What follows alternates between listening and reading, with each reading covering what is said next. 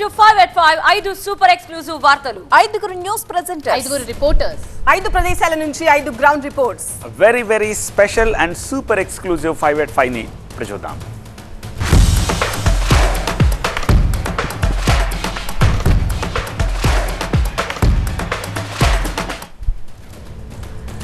కూటమి ప్రభుత్వం అధికారంలోకి రావడంతో అమరావతి అభివృద్ధి పనులు వేగం పుంజుకుంటున్నాయి. అమరావతిలో నిర్మించనున్న ప్రభుత్వ భవనాల భూములపై సిఆర్డీఏ గెజెట్ నోటిఫికేషన్ జారీ చేసింది. ఆ వివరాల్ని ముందుగా చూద్దాం. ఇక ఏపీలో రేషన్ మాఫియాపై కొత్త ప్రభుత్వం ఉక్కుపాదం మోపుతోంది.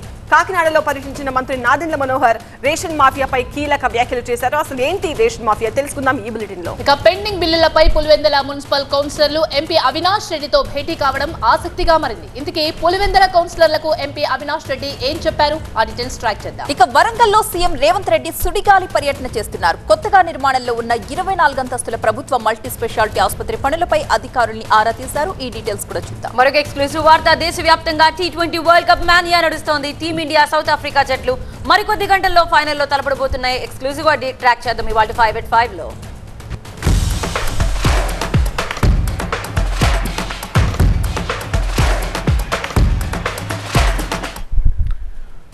అమరావతి అభివృద్ధిపై వేగంగా అడుగులు పడుతున్నాయి. ఇప్పటికే అమరావతిపై స్పెషల్ ఫోకస్ పెట్టిన కూటమి ప్రభుత్వం ఇప్పుడు మరో కీలక నిర్ణయం తీసుకుంది. అమరావతిలో నిర్మించనున్న ప్రభుత్వ కాంప్లెక్స్ భవనాల ప్రాంతాన్ని నోటిఫై చేస్తూ గెజెట్ జారీ చేసింది సిఆర్డీఏ.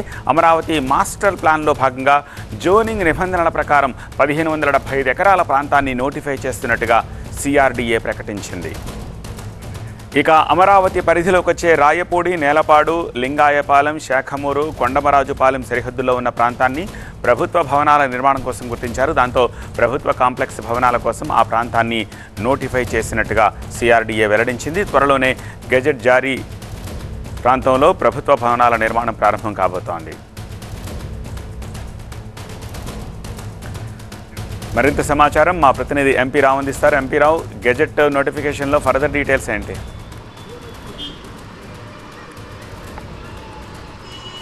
అంటే ఇటీవలే సీఎం చంద్రబాబు నాయుడు అమరావతిలో పర్యటించారు. అమరావతిలో ఉన్నటువంటి వాస్తవ పరిస్థితిని క్షేత్రస్థాయిలో పర్యటించి ఆయన స్వయంగా తెలుసుకున్నారు. సో దీంతో అమరావతిలో నిర్మాణాలు ఎప్పుడు ప్రారంభించాలి, ఏ విధంగా ముందుకు వెళ్ళాలనే దానికి సంబంధించి ప్రతిరోజు కూడా అధికారులతోటి చర్చిస్తున్నారు. అటు ముఖ్యమంత్రి చంద్రబాబుతో పాటుగా పురపాలక శాఖ మంత్రి నారాయణ కూడా. సో దాంట్లో భాగంగానే ముందుగా గవర్నమెంట్ కాంప్లెక్స్ ప్రాంతాన్ని, గవర్నమెంట్ భవనాలు అంటే పర్మనెంట్ సచివాలయము, హైకోర్టు, అలాగే మంత్రులు, ఎమ్మెల్యేలు, ఉద్యోగుల క్వార్టర్స్, ఇటువంటివన్నీ కూడా ప్రభుత్వ కార్యాలయాలకు సంబంధించినటువంటి నిర్మాణాలు ఏవైతే ఉన్నాయో వాటన్నింటినీ కూడా పూర్తి చేయాలని చెప్పేసి ముందుగా నిర్ణయం తీసుకున్నారు. సో వాటన్నింటినీ పూర్తి చేయాలి అంటే గతంలో ఉన్నటువంటి మాస్టర్ ప్లాన్కి సంబంధించి ఎక్కడెక్కడైతే ఈ ప్రభుత్వ భవనాలు నిర్మిస్తున్నామో దాన్ని అధికారికంగా నోటిఫై చేయాల్సి ఉంటుంది. సో దీనికోసం అని చెప్పేసి మొత్తం రాయపూడి, నేలపాడు ఈ 2 గ్రామాల మధ్యలో గతంలోనే ఆల్రెడీ ఇక్కడే నిర్మాణాలు ప్రారంభమైనాయి. గతంలో అమరావతి మాస్టర్ ప్లాన్ సమయంలో అక్కడ నోటిఫికేషన్ జారీ చేశారు. ఆ తర్వాత వైఎస్ఆర్సీపీ ప్రభుత్వం వచ్చిన తర్వాత వాటిని వివిధ అవసరాల నిమిత్తం కూడా అక్కడ ఉన్నటువంటి భూమిని వాడుకున్నటువంటి పరిస్థితి. సో దీంతో మళ్ళీ తాజాగా ఆ ప్రాంతాన్ని అంతటినీ కూడా రాయపూడి, నేలపాడు గ్రామాల మధ్య ఉన్నటువంటి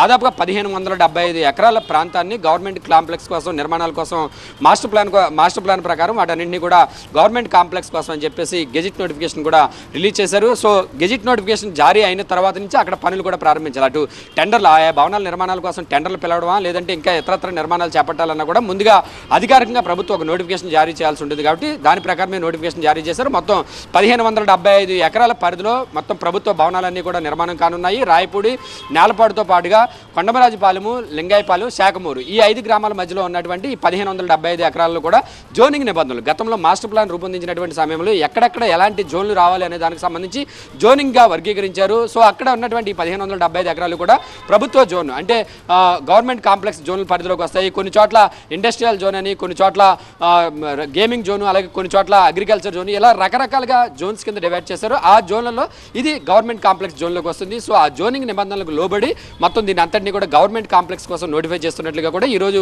సిఆర్డీఏ కమిషనర్ గెజిట్ నోటిఫికేషన్ అధికారికంగా రిలీజ్ చేశారు. కాబట్టి ఇక్కడ నుంచి నెక్స్ట్ ప్రాసెస్ అంటే అమరావతి నిర్మాణంలో మొదటి అడుగు పడినట్టుగా మనం చెప్పుకోవచ్చు. ఇక అక్కడ ఉన్నటువంటి టెండర్ల ప్రక్రియ, భవనాల నిర్మాణాలు ఎంతవరకు వచ్చాయనే దానికి సంబంధించి కూడా ఇప్పటికే అధికారులతో కమిటీ వేశారు. కాబట్టి కాబట్టి ఆ కమిటీ ఇచ్చేటటువంటి నివేదిక ఆధారంగా ఏ భవనాలు ఎంత శాతం నిర్మాణాలు పూర్తి కావాలి, దానికి సంబంధించి గతంలో ఆయా నిర్మాణాలు చేపట్టినటువంటి కంపెనీలు ఎవరైతే ఉన్నారో వారితో మరోసారి సంప్రదింపులు జరిపి తద్వారా మిగిలినటువంటి పనులు కూడా ఆయా కంపెనీలే పూర్తి చేసే విధంగా కూడా ముందుకెళ్లాలనే ఆలోచనలు కూడా రాష్ట్ర ప్రభుత్వం ఉంది. సో దీనికి సంబంధించి ఈ రోజు ఇచ్చినటువంటి గెజిట్ నోటిఫికేషన్ మొదటి అడుగుగా మనం చెప్పుకోవచ్చు. వచ్చే వారంలో తదుపరి ప్రక్రియ అంటే టెండర్లు పిలవడము, ఆయా కంపెనీల ప్రతినిధులతోటి సమావేశాలు పెట్టి వారిని కొనసాగించే విధంగా కూడా వారితో మాట్లాడి ఒప్పించాలని కూడా ఆలోచనలో ఉంది. కాబట్టి నెక్స్ట్ స్టెప్ టెండర్లు పిలవడం, ఆ తర్వాత నిర్మాణాలు ప్రారంభించడం. సో ఇదంతా కూడా ప్రాసెస్ అంతా కూడా ప్రారంభించడంలో భాగంగా ఈ జోన్లో ఇతరత్ర నిర్మాణాలు ఏమి కూడా జరగకుండా ఉండాలనే ఉద్దేశంతో కేవలం గవర్నమెంట్ కాంప్లెక్స్ కోసం దీన్ని నోటిఫై చేస్తాం. ఇంకెలాంటి నిర్మాణాలు కానీ ఏమీ కూడా చేపట్టకూడదనే ఉద్దేశంతో సో దీన్ని అధికారికంగా నోటిఫై చేయాలి కాబట్టి సో ఈరోజు గెజిట్ నోటిఫికేషన్ ఇచ్చారు. సో మిగిలినదల్లా కూడా వచ్చే వారం నుంచి టెండర్ల ప్రక్రియ, ఆ తర్వాత నిర్మాణాల ప్రక్రియ కూడా ప్రారంభించే విధంగా కూడా సిఆర్డీఏతో పాటుగా రాష్ట్ర ప్రభుత్వం ముందుకు వెళ్తుంది. రైట్ ఎంపీరావు. ఏపీలో రేషన్ మాఫియాపై ప్రభుత్వం స్పెషల్ ఫోకస్ పెట్టింది. ప్రధానంగా కాకినాడ కేంద్రంగా రేషన్ బియ్యం మాఫియా జరుగుతున్నట్టు గుర్తించింది. ఈ క్రమంలోనే రేషన్ మాఫియాపై పౌర సరఫరాల శాఖ మంత్రి నాదెండ్ల మనోహర్ కీలక వ్యాఖ్యలు చేశారు. రేషన్ మాఫియాకు కాకినాడ అడ్డగా మారిందన్నారు. కాకినాడ పోర్టులో దందా చేస్తున్న వారిని వదిలిపెట్టబోమన్న మంత్రి నాదెండ్ల రేషన్ మాఫియా అక్రమాలపై సిఐడి విచారణ కోరతామని చెప్పడం హాట్ టాపిక్ గా మారింది. ఇక కాకినాడలో 2 రోజులుగా మకాం వేసిన మంత్రి నాదెండ్ల మనోహర్ పలు గోదాముల్లో తనిఖీలు చేశారు. ఆ తర్వాత అధికారులతో సమీక్ష నిర్వహించారు. ఈ సందర్భంగా 6 గోదాముల్లో లోపాలు గుర్తించి 7,615 మెట్రిక్ టన్నుల రేషన్ బియ్యం సీజ్ చేశామన్నారు. పౌర సరఫరాల శాఖలో లోపాలున్నాయని వాటిని సరిదిద్ది రేషన్ బియ్యంపై సమగ్ర రిపోర్టు తయారు చేస్తామని స్పష్టం చేశారు మంత్రి నాదెండ్ల. ఇదిలా ఉంటే కాకినాడ పోర్టు నుంచి ఇతర దేశాలకు రేషన్ బియ్యం అక్రమ రవాణా జరుగుతోందని డిప్యూటీ సీఎం పవన్ కళ్యాణ్ గతంలో అనేకసార్లు ఆరోపణలు చేశారు. సరిగ్గా పవన్ ఆరోపణలకు తగ్గట్టే మంత్రి నాదెండ్ల కాకినాడలో 2 రోజుల పాటు మకాం వేసి రేషన్ మాఫియాపై హాట్ కామెంట్స్ చేయడం రాజకీయంగా కాకరేపుతోంది. టీవీ9 ప్రతినిధి సత్య మరింత సమాచారం అందిస్తారు. సత్య, రేషన్ మాఫియా ద్వారా ఎలాంటి అక్రమాలు జరుగుతున్నట్టుగా గుర్తించారు? ఎలాంటి చర్యలకు సిద్ధమవుతున్నారు? ప్రస్తుతం పౌర సరఫరాల శాఖ మంత్రి ఏదైతే నాదెండ్ల మనోహర్ కాకినాడలో 2 రోజుల నుంచి కూడా పర్యటిస్తున్నారు. ఆయా అధికారులకు సంబంధించినటువంటి ఏదైతే సివిల్ సప్లై ఎండీతో పాటు స్థానికంగా ఉన్నటువంటి జేసీలు అలాగే కలెక్టర్లతో పాటు రివ్యూ నిర్వహించారు. స్థానికంగా అంటే ప్రధానంగా పోర్టు ఏదైతే కాకినాడకి ప్రధాన అనుసంధానంగా ఉన్నటువంటి పోర్టులో అక్రమంగా రేషన్ బియ్యం తరలి వెళ్తున్న కొన్ని సూచనల మేరకు గతంలో కూడా అధికారంలో లేనప్పుడు ప్రతిపక్షంలో ఉన్నప్పుడు కూడా పవన్ కళ్యాణ్ అనేక సార్లు ఏదైతే దూరంపూడి చంద్రశేఖర్ రెడ్డి అక్కడ ఉన్నటువంటి మాజీ ఎమ్మెల్యే దూరంపూడి చంద్రశేఖర్ రెడ్డి అనుచరులు అలాగే స్థానిక మిల్స్ నుంచి పెద్ద ఎత్తున ఇక్కడి నుంచి ఇతర దేశాలకు రేషన్ తరలి వెళ్ళిపోతున్నట్టు పవన్ కళ్యాణ్కి కూడా ఆర్జీలు పెద్ద ఎత్తున రావడంతో ఆర్జీల మీద వెంటనే మంత్రి అధికారంలో రాగానే ఉమ్మడి కూటమిలో భాగంగా నాదెండ్ల మనోహర్ కాకినాడలో 2 రోజుల పాటు మకాం వేశారు. ఎక్కడికక్కడ అధికారులు లేదు ఏదైతే ఈ ఎక్కడ కూడా బయటికి రానివ్వకుండా అడ్డుకున్నటువంటి అధికారుల మీద కూడా ఖచ్చితంగా స్థానచలనం ఉంటుందంటూ కూడా మనోహర్ చెప్పారు. అయితే నిన్న పోర్టును సందర్శించి దాదాపుగా 7,300 మెట్రిక్ టన్నుల అక్రమ రేషన్ బియ్యాన్ని గుర్తించారు. ఈరోజు 5,300 మెట్రిక్ టన్నుల రేషన్ బియ్యాన్ని కూడా మొత్తం 4 గోడాన్లో ఫస్ట్ నిన్న వచ్చేసి అశోకతో పాటు H1 ఈ రోజు తనిఖీ చేస్తే నిన్న 2 గోడాన్లతో కలిపి ఏదైతే విశ్వప్రియ షార్టెక్ సంబంధించినటువంటి 2 గోడాన్లు కూడా తనిఖీలు చేశారు. అక్రమంగా నిల్వ ఉంచినటువంటి 1,000 మెట్రిక్ టన్నుల రేషన్ బియ్యాన్ని ఏదైతే ఆఫ్రికా దేశానికి తరలిస్తున్నట్టుగా గుర్తించారు. ఇదంతా కూడా అధికారులకు తెలిసి ఎందుకు ఇదంతా జరుగుతుందంటూ కూడా నిలదీసినటువంటి పరిస్థితి. కొంతమంది ఇక్కడికి ఎవరు రేషన్ పట్టుకొస్తున్నారో తెలియదంటూ కూడా అధికారులు చెప్తున్నారు. వాళ్ళు ఖచ్చితంగా చర్యలు తీసుకుంటామంటూ నాదెండ్ల మనోహర్ చెప్తున్నారు. అయితే ఇది ఇక్కడ ఉన్నటువంటి మాజీ ఎమ్మెల్యే దూరంపూడి చంద్రశేఖర్ రెడ్డి ఏదైతే పోర్టుని యాంకరేజ్ పోర్టుతో పాటు స్థానిక కాకినాడ పోర్టుని ఇక్కడ అడ్డగా చేసుకుని అక్రమ వ్యాపార లావాదేవీలు కొనసాగిస్తున్నట్టుగా కూడా గుర్తించినట్టుగా తెలుస్తుంది. దాంతోపాటు జిల్లాలో ఉన్నటువంటి దాదాపుగా 10 రైస్ మిల్లలో 6 రైస్ మిల్లలో అక్రమంగా రేషన్ ఏదైతే ఈ పీడిఎఫ్ రేషన్ని తరలిస్తున్నట్టుగా బియ్యాన్ని తరలిస్తున్నట్టుగా అధికారులు గుర్తించారు. నిన్న 6 ఏదైతే మిల్స్కి సంబంధించి సీజ్ చేసేందుకు సిద్ధపడుతున్నారు. ఇప్పటికే జిల్లా వ్యాప్తంగా ఉన్నటువంటి మిల్స్ ఉంటాయి కదా, మిల్స్కి సంబంధించినటువంటి వ్యాపారవేత్తలు అప్రమత్తమై పీడిఎఫ్ రైస్ని ఎక్కడికక్కడ తరలించేస్తున్నటువంటి పరిస్థితి. ఎక్కడైనా తరలించినా కూడా కాకినాడ పోర్టు నుంచి ఇతర దేశాలకు వెళ్లాల్సిందే.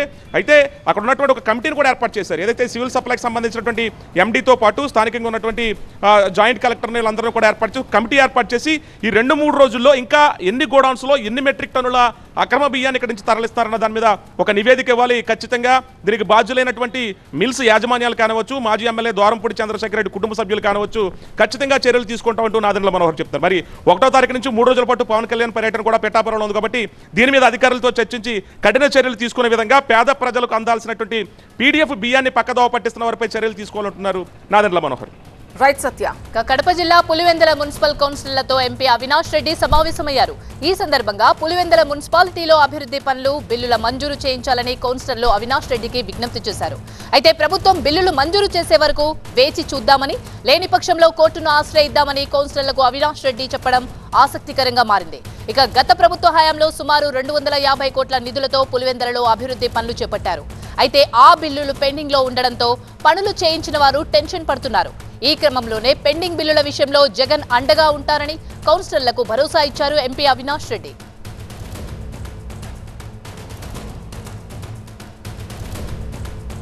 ఇదే అంశానికి సంబంధించి మరింత సమాచారాన్ని మా ప్రతినిధి సుధీర్ అందిస్తారు. సుధీర్,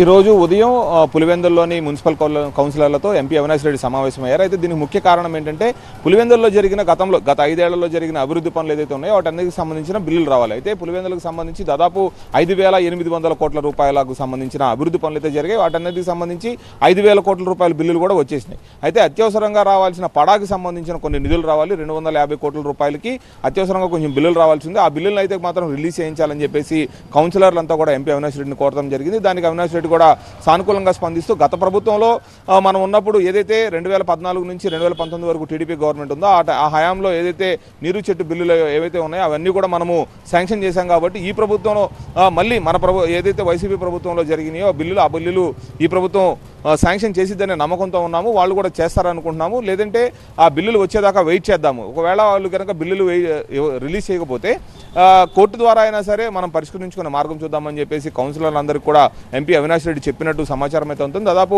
28 మంది కౌన్సిలర్లు అయితే పులివెందుల నియోజకవర్గంలో ఉన్న మున్సిపాలిటీ పరిధిలో ఉన్నారు. వాళ్ళందరికీ కూడా భరోసా ఇచ్చారు.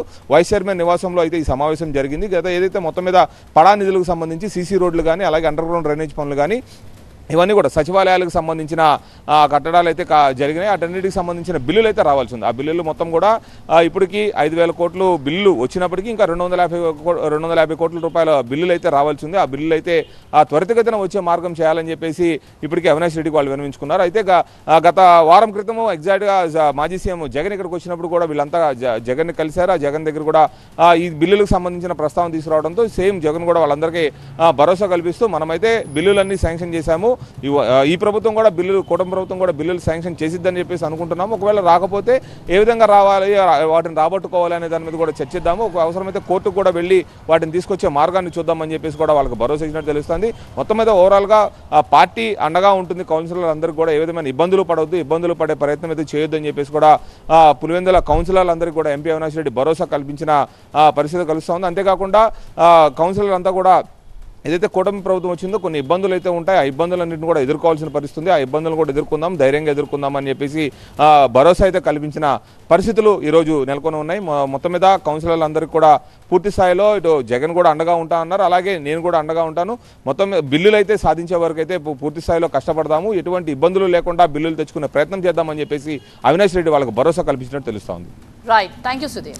వరంగల్ స్మార్ట్ సిటీ అభివృద్ధిపై సీఎం రేవంత్ రెడ్డి ప్రత్యేకంగా దృష్టి సారించారు. దానిలో భాగంగా పలువురు మంత్రులతో కలిసి ఇవాళ వరంగల్లో విస్తృతంగా పర్యటించారు. పలు అభివృద్ధి కార్యక్రమాలను పరిశీలించారు సీఎం రేవంత్. ఆ తర్వాత వరంగల్లో 24 అంతస్తుల్లో నిర్మిస్తున్న ప్రభుత్వ మల్టీ స్పెషాలిటీ ఆసుపత్రిని సందర్శించారు. ఆసుపత్రి నిర్మాణ పనుల్ని పరిశీలించి పురోగతి గురించి అధికారుల్ని ఆరా తీశారు. ప్రభుత్వ మల్టీ స్పెషాలిటీ ఆసుపత్రి నిర్మాణ పనులకి సంబంధించిన పలు సూచనలు కూడా చేశారు సీఎం రేవంత్ రెడ్డి.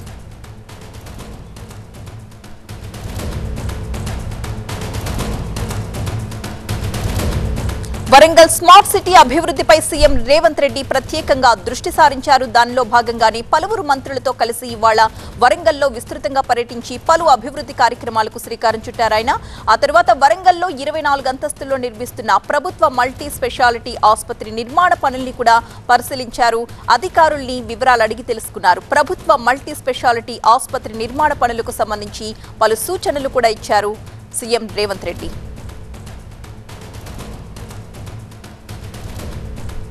మా ప్రతినిధి పెద్దేష్ సిద్ధంగా ఉన్నారు మరిన్ని డీటెయిల్స్ తో. పెద్దేష్, రాష్ట్ర ముఖ్యమంత్రి రేవంత్ రెడ్డి వరంగల్ అభివృద్ధిపైన ప్రత్యేకంగా దృష్టి కేంద్రీకరించారు. అందులో భాగంగానే జిల్లాల అభివృద్ధిపైన మొట్టమొదట వరంగల్లోనే అభివృద్ధికి సంబంధించినటువంటి కార్యక్రమాలు ఎంచుకున్నారు. అందులో భాగంగానే ఈరోజు ప్రత్యేక హెలికాప్టర్లో వరంగల్కు చేరుకున్న ఆయన మొదట కాకతీయ మెగా టెక్స్టైల్ పార్కును సందర్శించారు. అక్కడ ఇప్పటివరకు జరిగినటువంటి పరిశ్రమలు నిర్మాణం ఏమి జరిగింది, ఇంకా భవిష్యత్తులో రావాల్సినటువంటి పరిశ్రమలు ఏ విధంగా ఉన్నాయి, వాటికి సంబంధించినటువంటి భూముల కేటాయింపులు కావచ్చు, అక్కడ ఎంప్లాయ్మెంట్ కేటాయించుకోవచ్చు, వాటిపైన క్షేత్రస్థాయిలో సమీక్ష నిర్వహించారు. వాళ్ళకి సంబంధించినటువంటి అభివృద్ధి మౌలిక వసతులపైన కూడా పూర్తి స్థాయిలో ఉన్నత స్థాయి సమీక్ష నిర్వహించారు. అందులో ఆయా కంపెనీలకు సంబంధించిన ప్రతినిధులతో పాటు సంబంధిత శాఖాధికారులు, మంత్రులు కూడా పాల్గొన్నారు. సో రాష్ట్ర ముఖ్యమంత్రితో పాటు 5గురు మంత్రులు, అటు కోమటిరెడ్డి వెంకటరెడ్డి, పొంగులేటి శ్రీనివాసరెడ్డి, ఇంకోవైపు దామోదర్ రాజు నరసింహ, అదేవిధంగా జిల్లాకు సంబంధించినటువంటి మంత్రులు సీతక్క, కొండా సురేఖ కూడా ముఖ్యమంత్రి వెంట పాల్గొన్నారు. తర్వాత అక్కడ టెక్స్టైల్ పార్క్ సందర్శన అనంతరం వరంగల్లో ఉన్నటువంటి 24 అంతస్తుల హాస్పిటల్ని సందర్శించారు. ఇది అత్యంత కీలకంగా ఈ పర్యటనలో ఉంది. సో ఎందుకంటే వరంగల్లో ఒక హెల్త్ హబ్గా తీర్చిదిద్దాలని ఆలోచన ఉన్న నేపథ్యంలో, సో వరంగల్లో ఇప్పటికే ఎంజిఎం ఉంది. సో ఎంజిఎం అనేక విమర్శల మూటగట్టుకున్న నేపథ్యంలో ఇక్కడ 24 అంతస్తుల ఆసుపత్రిని ఏ విధంగా దాన్ని ఉపయోగంలోకి తీసుకురావాలి అంటే, యాక్చువల్గా హాస్పిటల్స్ నామ్స్ ప్రకారం 12 అంతస్తులకు మించి వైద్య సేవలు అందించడం అనేది అసాధ్యం. కాబట్టి 24 అంతస్తుల భవన నిర్మాణం చేపట్టారు. కాబట్టి దీన్ని ఏ విధంగా ఉపయోగంలోకి తీసుకురావాలనే దానిపైన కూడా అధికారులతో సమీక్ష నిర్వహించారన్నారు. దాదాపు 14 నిమిషాల పాటు అక్కడ హాస్పిటల్ 24 అంతస్తుల హాస్పిటల్ భవన నిర్మాణ సముదాయాన్ని పరిశీలించారు. అక్కడ ప్రస్తుతం పురోగతి ఏ విధంగా కొనసాగుతుంది, ఇంకా ఎన్ని రోజుల వరకు పూర్తవుతుంది, దానికి సంబంధించినటువంటి హాస్పిటల్కి సంబంధించినటువంటి ఇన్ఫ్రాస్ట్రక్చర్ కూడా ఎటువంటి సమకూర్చాల్సిన అవసరం ఉందనే దానిపైన కూడా అధికారులతో వివరాలు తెలుసుకున్నారు. ఆ తర్వాత అక్కడి నుంచి నేరుగా హన్మకొండలోని కలెక్టరేట్కి చేరుకున్నారు. కలెక్టరేట్లో దీనికి సంబంధించినటువంటి వరంగల్ స్మార్ట్ సిటీ అభివృద్ధితో పాటు 24 అంతస్తుల హాస్పిటల్ ఏ విధంగా ఉపయోగంలోకి తీసుకురావాలి అనే దానిపైన కూడా పూర్తి స్థాయిలో ఉన్నత స్థాయి సమీక్ష నిర్వహిస్తున్నారు. దీని రాష్ట్ర చీఫ్ సెక్రటరీతో పాటు ఉన్నతాధికారులంతా కూడా పాల్గొన్నారు. జిల్లాకు సంబంధించినటువంటి అధికారులు, ప్రజాప్రతినిధులంతా కూడా ఈ సమీక్షలో పాల్గొన్నారు. వరంగల్ అభివృద్ధి పైన సీరియస్గా దృష్టి కేంద్రీకరించినటువంటి ముఖ్యమంత్రి భవిష్యత్తులో వరంగల్ చేపట్టాల్సినటువంటి పనులు మేజర్గా వరంగల్ స్మార్ట్ సిటీగా విస్తరించిన నేపథ్యంలో ఇక్కడ అండర్ గ్రౌండ్ డ్రైనేజ్ అనేది పెద్ద సమస్యగా మారిన నేపథ్యంలో అండర్ గ్రౌండ్ డ్రైనేజ్తో పాటు వర్షాకాలం వచ్చిందంటే వరద ముంపు పెద్ద సమస్యగా మారింది. సో ఈ వరద ముంపు నుంచి వరంగల్ గట్టెక్కించడం ఎలా, సేమ్ టైంలో అండర్ గ్రౌండ్ డ్రైనేజ్, అదేవిధంగా ఇంకోవైపు నాలాల విస్తరణ పనులపైన కూడా క్షేత్రస్థాయిలో పూర్తి స్థాయిలో సమీక్ష జరపనున్నారు. దీనికి సంబంధించినటువంటి రాష్ట్ర ఉన్నతాధికారులతో పాటు వరంగల్ స్మార్ట్ సిటీకి సంబంధించినటువంటి అధికారులు, greater Warangal municipal corporation mayor, ఇతర అధికారులంతా కూడా పాల్గొన్నారు. అదేవిధంగా సేమ్ టైంలో మామ్నూర్ ఎయిర్పోర్ట్ పునర్నిర్మాణం పైన కూడా ఈ సమీక్షలో సమీక్ష జరపనున్నారు. దీనికి సంబంధించినటువంటి వరంగల్ ఉమ్మడి జిల్లా ప్రజాప్రతినిధుల నుంచి కూడా పూర్తి స్థాయిలో ఇంకా వాళ్ళ అభ్యర్థనలు ఏమేమి ఉన్నాయని కూడా వివరాలు సేకరించున్నారు. సో మొత్తం మీద అయితే ఈరోజు సీఎం పర్యటన నేపథ్యంలో అధికారుల ఉరుకుల పరుగుల కార్యక్రమం కొనసాగుతుంది. ఇంకోవైపు వన మహోత్సవం కార్యక్రమాలు భాగంగా అటు కాకతీయ మెగా టెక్స్టైల్ పార్క్తో పాటు హన్మకొండ కలెక్టరేట్లో కూడా మొక్కలు నాటినటువంటి ముఖ్యమంత్రి ప్రతి ఒక్కరు కూడా మొక్కలు నాటాలని చెప్పి పిలుపునిచ్చారు. సో ఈరోజు ఉన్నత స్థాయి సమీక్ష అనంతరం వరంగల్కు చేపట్టబోయే అభివృద్ధి కార్యక్రమాలంటే భవిష్యత్తులో వరంగల్ అభివృద్ధికి రాష్ట్ర ప్రభుత్వం తీసుకోబోయే ప్రత్యేక కార్యక్రమాలు ఏముంటాయనే దానిపైన కూడా ఒక ప్రకటన చేసే అవకాశం ఉంది. మరికొంతసేపట్లోనే ముఖ్యమంత్రి మీడియా సమావేశం నిర్వహించబోతున్నారు. ఆ తర్వాత ఇక్కడ నుండి హంటర్ రోడ్లో ఉన్నటువంటి మెడికవర్ ఆసుపత్రిని సందర్శిస్తారు. మెడికవర్ ఆసుపత్రిని ప్రారంభించిన అనంతరం ఇక్కడి నుంచి నేరుగా మళ్ళీ హైదరాబాద్కు వెళ్ళిపోతారు. Right, thank you Peddi. Right, ఇక దేశవ్యాప్తంగా T20 వరల్డ్ కప్ మాన్యా నడుస్తోంది. కాసేపట్లో భారత్ సౌత్ ఆఫ్రికా మధ్య తుది సమరం జరగనుంది. భారత్ రెండోసారి ఈ కప్ ముద్దాడుతుందా లేక ఫస్ట్ టైం ఫైనల్ చేరిన సౌత్ ఆఫ్రికా కొత్త చరిత్ర సృష్టిస్తుందా అన్న సస్పెన్స్ కు మరికొన్ని గంటల్లో తెరపడనుంది. వెస్టిండీస్ లోని గయాలో T20 world cup final match జరగనుంది. ఇక T20 వరల్డ్ కప్ లో టీమిండియా జైత్రి యాత్ర కొనసాగిస్తూ ఫైనల్ కు చేరింది. ఆస్ట్రేలియా, ఇంగ్లాండ్ లాంటి జట్లపై ప్రతీకారం తీర్చుకుని మరి 10 ఏళ్ల తర్వాత ఫైనల్లో అడుగుపెట్టింది. వన్డే వరల్డ్ కప్ చేజారడంతో T20 ప్రపంచ కప్ సాధించాలని భారత్ పట్టుదలతో ఉంది. ఫైనల్లో దక్షిణాఫ్రికాను ఓడించి టైటిల్ చేజిక్కించుకోవాలని ఉవ్విళ్లూరుతోంది రోహిత్ సేన. మా ప్రతినిధి ఎలేందర్ మరింత సమాచారం అందించడానికి లైవ్ లో సిద్ధంగా ఉన్నారు. ఓజీ ఎలేందర్. రైట్, మరికొద్దిసేపట్లో వన్డే వరల్డ్ కప్ మిస్ చేసుకున్నటువంటి భారత్ సంబంధించి అభిమానులంతా కూడా T20 వరల్డ్ కప్ ఎలాగైనా కప్పు గెలవాలనే ఉత్సాహంతో వెయిట్ చేస్తున్నటువంటి నేపథ్యంలో అందరి కళ్ళు కూడా ఇటు మరికొద్దిసేపట్లో ప్రారంభం కాబోయేటువంటి India versus South Africa final T20 final match కోసం అందరూ ఎదురు చూస్తున్నారు. ఇండియానే కాదు, ప్రపంచవ్యాప్తంగా ఈ world cup T20 world cup ఎవరు గెలుస్తారనే ఒక క్వశ్చన్ మార్క్తో అయితే వెయిట్ చేస్తున్నటువంటి పరిస్థితి. ఎందుకంటే 2-3 సార్లు ఫైనల్కి వచ్చి త్రుటిలో చేజార్చుకున్నటువంటి టీమిండియా గెలుస్తుందా లేకపోతే ఫస్ట్ టైం ఫైనల్స్కి వచ్చినటువంటి సౌత్ ఆఫ్రికా గెలుస్తుందా అనే ఒక ఉత్సాహంతో అయితే చాలామంది వెయిట్ చేస్తున్నారు. సో ఈ మ్యాచ్కి కూడా వర్షం అడ్డంకిగా మారిందనేది మాత్రం వాతావరణ శాఖ చెప్తోంది. కానీ రిజర్వ్ డే ఉన్న కారణంగా అది మ్యాచ్ అయితే పూర్తి స్థాయిలో జరపకపోయినా కొద్ది స్థాయిలో మ్యాచ్ కనీసం ఒక 10 ఓవర్స్ అయినా మ్యాచ్ జరిగే అవకాశం అయితే కనిపిస్తుంది. సో 10 ఓవర్స్ మ్యాచ్ ఈరోజు జరిగితే మాత్రం ఫలితం ఈరోజే డిసైడ్ చేస్తారు జడ్జ్ ఎంపైర్స్ దీనికి సంబంధించి. సో మ్యాచ్ ఎవరు గెలుస్తారనే అంశంపైనే చాలా వరకు ఫోకస్ పెట్టారు. స్పిన్ ఆయుధంతో రెండు టీంలు కూడా ఈ బరిలో నిలుస్తున్నాయి. స్పిన్ ఆయుధంతో దిగుతున్నటువంటి రెండు టీమ్స్లో ఈ యుద్ధంలో ఎవరు గెలుస్తారంటే స్పిన్ని ఎవరు బలంగా ఎదుర్కొని బ్యాటింగ్ చేసి మంచి రిజల్ట్స్ సాధిస్తారో వాళ్ళే తప్పకుండా ఈ ఫైనల్ మ్యాచ్ గెలిచే అవకాశం లేకపోలేదు అనేది విశ్లేషకులు చెప్తున్నారు. సో రోహిత్ శర్మ మన ఇండియా తరఫున రోహిత్ శర్మ మంచి ఫామ్లో ఉన్నప్పటికీ ఓపెనర్గా దిగుతున్నటువంటి కోహ్లీ ఫామ్లో లేకపోవడం అందరినీ బాధ పెడుతోంది. సో కోహ్లీ ఈ మ్యాచ్లో ఫైనల్ మ్యాచ్లో తన సత్తా చాటుతారనే ఆశాభావంతో కోహ్లీ ఫ్యాన్స్తో పాటుగా మిగతా ఇండియన్ ఫ్యాన్స్ అంతా కూడా వెయిట్ చేస్తున్నారు. మిగతా బ్యాట్స్మెన్స్ ఫామ్లో ఉన్నప్పటికీ కూడా ఇటు బౌలింగ్ పైన కూడా ఇటు ఇండియా ఆధారపడిందనే చెప్పుకోవాలి. అంటే సమిష్టిగా టీమిండియా అజేయంగా అన్ని మ్యాచ్లు గెలుస్తూ ఫైనల్ వరకు చేరుకుంది. At the same time south Africa కూడా సేమ్గా అజేయంగా అన్ని మ్యాచ్లు గెలుస్తూ ఫైనల్కి చేరుకుంది. కాబట్టి రెండిట్లలో ఎవరు గెలుస్తారు స్పిన్ ఆయుధంతో దిగుతున్నటువంటి టీమ్స్ కాబట్టి స్పిన్ ఎవరు గెలుస్తారో వాళ్ళే తప్పకుండా ఫైనల్ మ్యాచ్ గెలుస్తారనే ఒక విశ్లేషణ అయితే ఉంది. సో చూడాలి ఈ మ్యాచ్ ఎవరు గెలుస్తారనే అంశాలకు సంబంధించి. Right, thank you. ఇది వాళ్ళ 5 at 5 ఉండండి టీవీ 9.